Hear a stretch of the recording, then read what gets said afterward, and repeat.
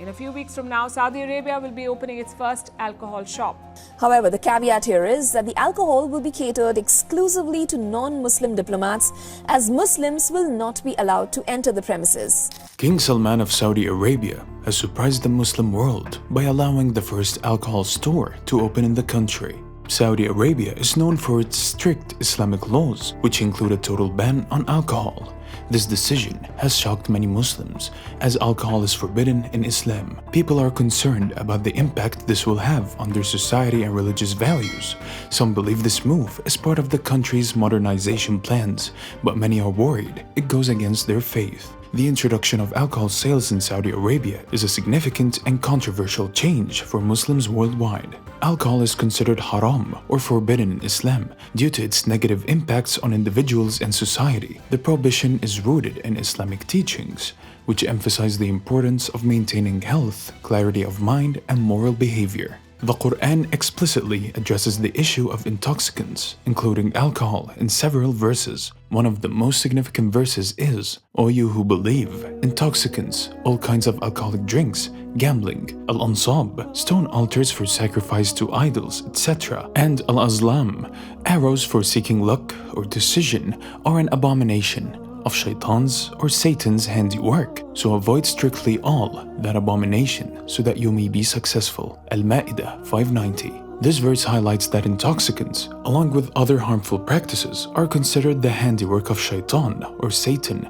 and are to be avoided to achieve success. The rationale behind the prohibition lies in the adverse effects of alcohol on human behavior, health, and society. Alcohol impairs judgment, leading to poor decision-making and potentially harmful actions. It can damage the liver, brain, and other vital organs, contributing to numerous health problems. Moreover, alcohol consumption can lead to addiction, which disrupts families, communities, and society at large. By forbidding alcohol, Islam aims to protect individuals from these harms and promote a healthy, harmonious society. In Saudi Arabia, the prohibition of alcohol has been strictly enforced for several decades.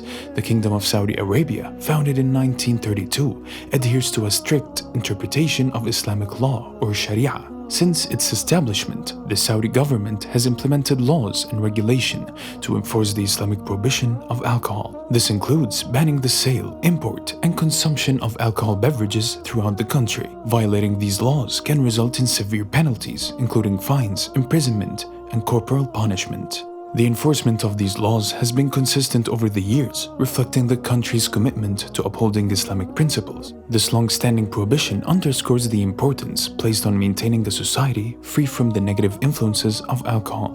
The presence of alcohol stores in Saudi Arabia has significant social and cultural impacts on the society, which are contrary to Islamic principles.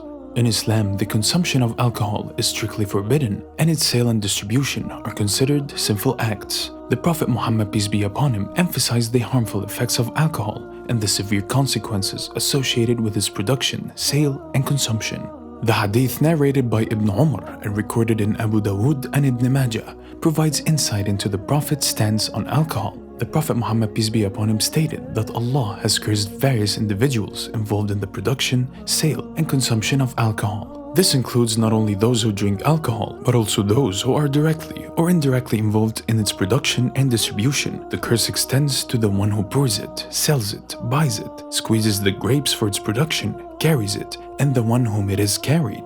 This hadith underscores the severity of involvement with alcohol in any capacity and highlights the negative consequences associated with it. In Saudi Arabia, the presence of alcohol stores contradicts the Islamic values and norms upheld by the majority of the population. The existence of such establishments promotes behaviors that are deemed immoral and harmful to individuals and society. Alcohol consumption can lead to various social issues, including family breakdowns, domestic violence, and reckless behavior. Additionally, it undermines the fabric of society by promoting a culture of indulgence and irresponsibility. Furthermore, the presence of alcohol stores in Saudi Arabia contradicts the country's commitment to uphold Islamic principles and values. Saudi Arabia follows a strict interpretation of Sharia law, which prohibits the sale and consumption of alcohol. Therefore, the existence of alcohol stores not only violates religious teachings, but also challenges the authority of the state in enforcing Islamic laws. The recent decision to allow alcohol sales in Saudi Arabia carries significant political, and economic implications, particularly in light of Crown Prince Mohammed bin Salman's Vision 2030 plan for economic diversification. This decision represents a divergence from the Vision 2030 plan, which aims to reduce the country's reliance on oil revenue and promote investment in non-oil sectors. From an economic perspective, proponents of alcohol sales argue that it could generate substantial revenue for the government and create new business opportunities. By tapping into the alcohol market, Saudi Arabia could potentially attract foreign investment and stimulate economic growth. However, these economic beliefs must be weighted against the possible social and health costs associated with alcohol consumption.